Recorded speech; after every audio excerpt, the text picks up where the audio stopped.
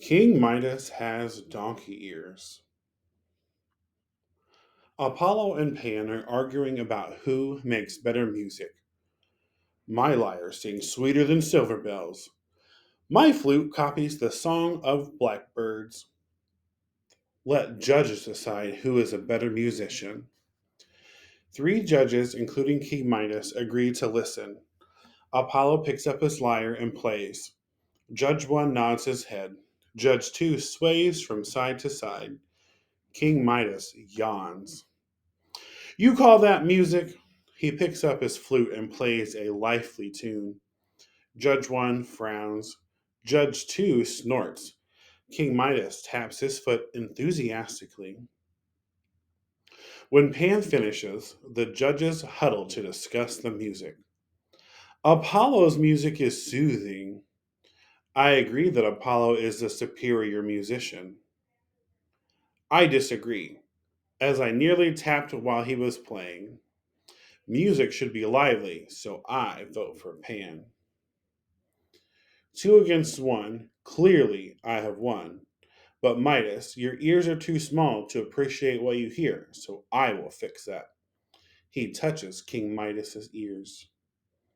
Still arguing, Apollo and Pan exit, while the two judges leave shaking their heads. My ears are tingling. They feel itchy. He examines his ears in a mirror. This is worse than awful. It is horrible, dreadful, and embarrassing. I have the ears of a donkey. No one must know, so I'll let my hair grow and hide these monstrous, furry ears under a hat. He rummages through a box, takes out a hat, and pulls it over his ears. When he is able to deceive for a time, but eventually his long hair becomes bothersome, so he summons his barber. Timur! Timur, the barber, enters. I need my hair trimmed, but promise you will keep secret whatever you see. Yes, Your Majesty. Promise? Yes, Your Majesty, I promise. When Timur takes his king's hat off and combs his hair, he is astonished. In a whimpery voice, the king has donkey ears. King Midas has donkey ears. I heard that. You just promised you would never tell anyone. Now get on with the trimming, but be careful. My ears are sensitive. Timur has a difficult time keeping King Midas a secret, but he had promised. Meanwhile, King Midas goes about the business of his kingdom, wearing a hat pulled down to conceal his ears. One day, Timur can no longer hold the secret. If I don't tell somebody about King Midas's donkey ears, I'll explode like a kernel of corn dropped into the fire.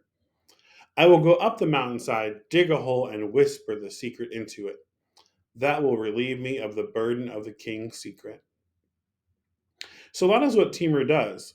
But the hole he digs reaches into the chamber where Echo resides, and Echo has the habit of repeating everything she hears. On his hands and knees beside the hole, King Midas has donkey ears. The king has donkey ears. King has donkey ears. Donkey ears, ears, ears, ears. Soon the trees pick up the words Echo whispered. The king has donkey ears. The words are carried on breeze until they reach the village. Soon everyone knows King Midas' secret. King Midas has donkey ears. No wonder he always wears a hat. How wonderful. No one else has ears like his. Timur, yes, your majesty.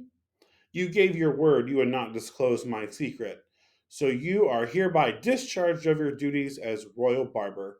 Instead, you will work in the stables, grooming horses and the donkeys. Hanging his head. Yes, your majesty. I have learned that when I promise not to reveal a secret, I must keep my word. I have learned something too. I should not be ashamed of how I look. He throws away his hat.